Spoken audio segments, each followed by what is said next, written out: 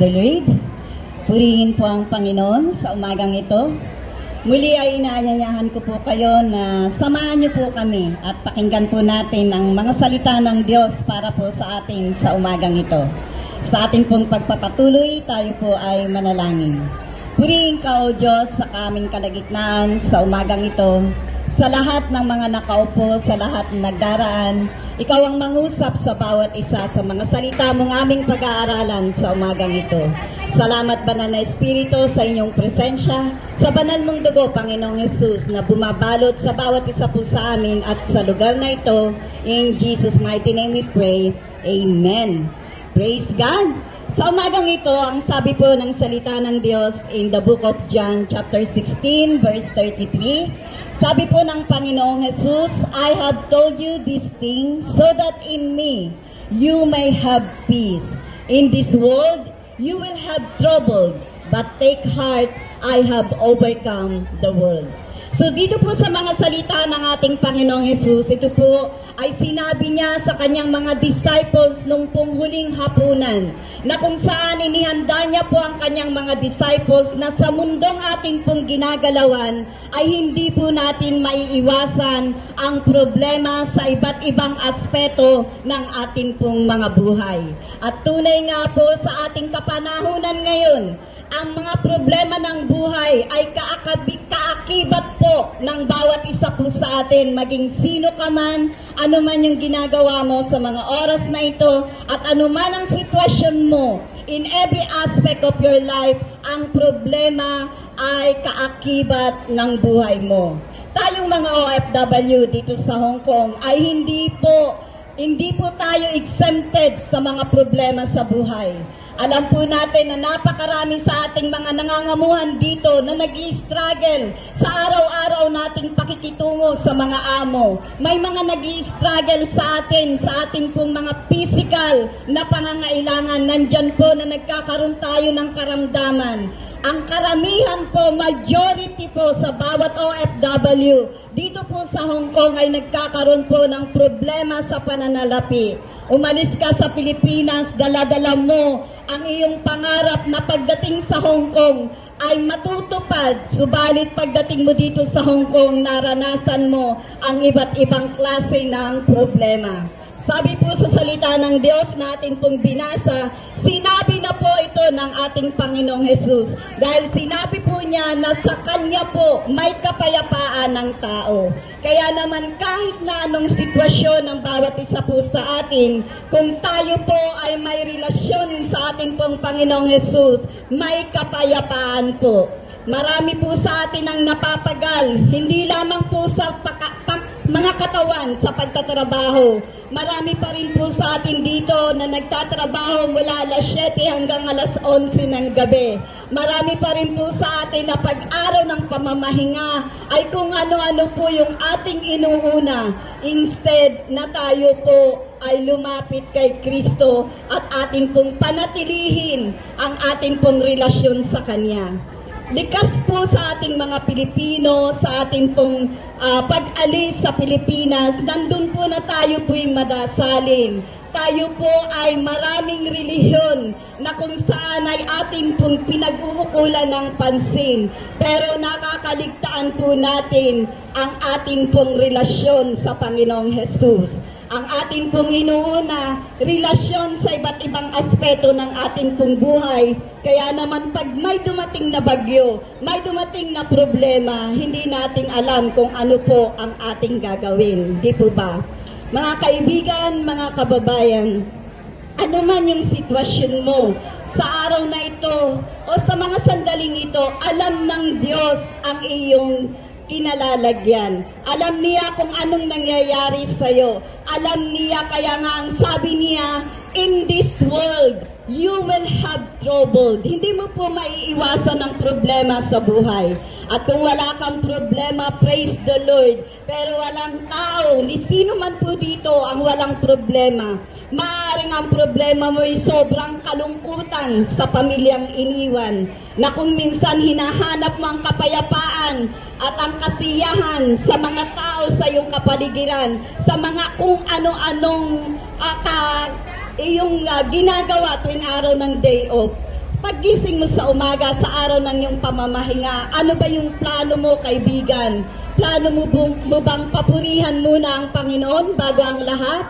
O ikaw ay nandyan lang, nagjajalan-jalan, o nakaupo dyan sa square sa loob ng maghapon, o kung sino-sinong kinakatagpo mo. Kaya naman mga kaibigan, sabi ng Panginoong Jesus, ang problema sa mundong ito ay hindi mo maiiwasan.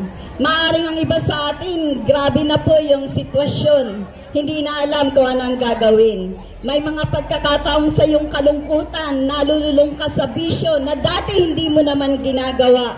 Nagtitiwala ka sa mga kakilala, sa mga kaibigan na kung saan ay dinila ka sa isang kapahamakan.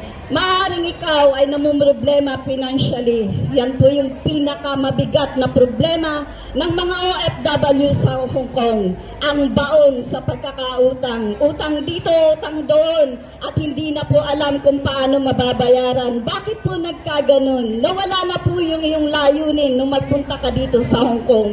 Napalitan na po, dala ng mga pangungulila sa mga pamilyang iniwan, ay iba't iba na po ang atin pong pinuntahan. Sabi ng Panginoong Jesus, may kapayapaan, anuman ang problema mo.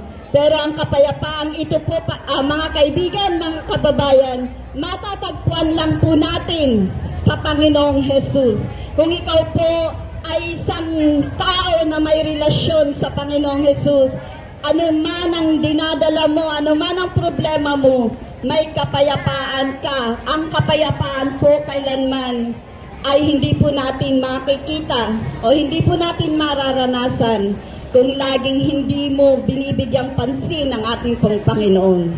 Sabi po ng kanyang salita na magpakatatag po ang bawat isa po sa atin. Ano man ang sitwasyon mo, maging matatag ka. Kasi ang sabi po ng Panginoong Jesus, ang pangako po niya, I have overcome the world. Paano po niya napagtagumpayan ang mundong ating ginagalawan? Ito po ay dahil sa relasyon sa ating pong Amang nasa langit. Kaya naman kung ikaw ay patuloy na sa paggising mo sa umaga, wala kang ibang ginawa kundi ang plano mayroon ka para sa day off mo ngayong maghapon. It is about to change, kaibigan, kababayan. Mga kababayan, unahin po nating lumapit kay Kristo upang ang kapayapaang sinasabi po ng kanyang salita ay ating pong makamtan. Dahil ang kapayapaan po nito, tunay nga na si Kristo lamang po ang magbibigay sa bawat isa po sa atin.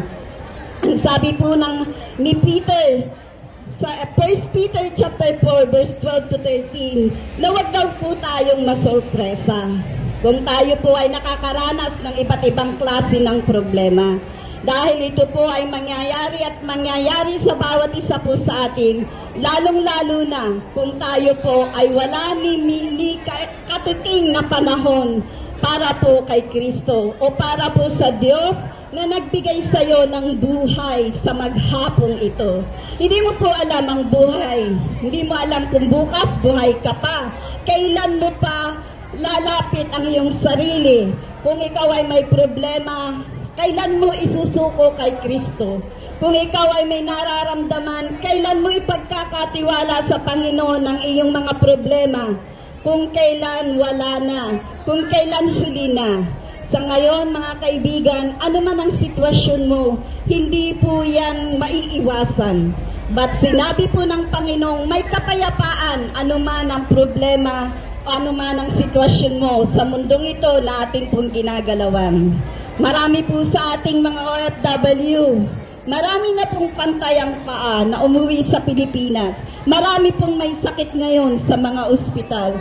Tayo po ay pinagpala ng Panginoon kasi andito pa tayo sa square. Kung ano-ano pa yung ginagawa natin, maaaring nakaupo, nakikipagkwentuhan, dumadaan dito. Pero pakinggan po natin ang salita ng Diyos sa umagang ito na kung ano man ang sitwasyon mo, mabuti man ang sitwasyon mo, punong-puno ka man ng problema, ang sabi ng Diyos, unahin mo ako, lapitan mo ako, halika dito, huwag mong i-ignore ang mga salita kong nag-iimbita sa iyo araw-araw.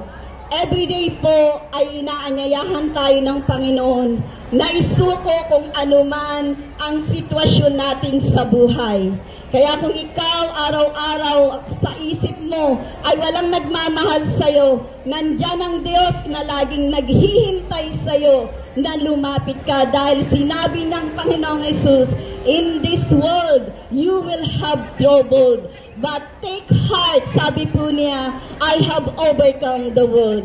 Ibig pong sabihin ng ating Panginoon na sa kabila ng napakaraming problema mayroon ka, ay nandyan si Kristo na magbibigay sa iyo ng kalakasan para mapagtagumpayan mo kung anumang sitwasyon mayroon ka sa iyong employment, sa iyong pamilya, sa iyong mga among pinagsisilbihan, sa mga kaibigang iniwanan ka sa gitna ng problema. Kung ikaw ay nangangailangan ng panalangin, lumapit ka kay Kristo. Kung ikaw ay naguguluhan, lumapit ka sa Diyos na siyang magbibigay sa iyo ng karunungan, kapayapaan, dahil sinabi po ng Panginoong Jesus, in me you may have peace. Kapayapaan, kaibigan, kakilala, kababayan, na kailanman ay hindi mo makikita kung anuman ang iyong pinagkakaabalahan sa maghapon sa araw ng day off mo. Kapayapaang hindi mo makikita na hinahanap mo sa mga tao, sa mga kaibigan mo, sa pamilya mo, bilang mga OFW, lalo na po sa mga katulad kong ina. Iniwan natin ang ating mga anak, maliliit pa sila, para po sa pangarap na sila po ay magkaroon ng maginhawang buhay sa ating pong bansang Pilipinas, upang magkaroon po tayo ng sapat na pangatustos sa kanila pong pag-aaral, sa kanila pong mga pangangailangan. Pero inisip mo ba, kaibigan, inisip mo ba, kababayan, ikaw na nagtatrabaho dito sa Hong Kong, ang puhunan mo lang ay ang iyong kalakasan, pero madalas ang iyong pisikal na kalusugan, iyong pinababayaan, hindi mo binibigyang pansin hanggang dumating ka sa banig ng karamdaman. Hihintayin mo po ba na maranasan ang mga bagay na yan bago mo isuko sa Panginoong Jesus ang buhay na mayroon ka na nanggaling sa Kanya?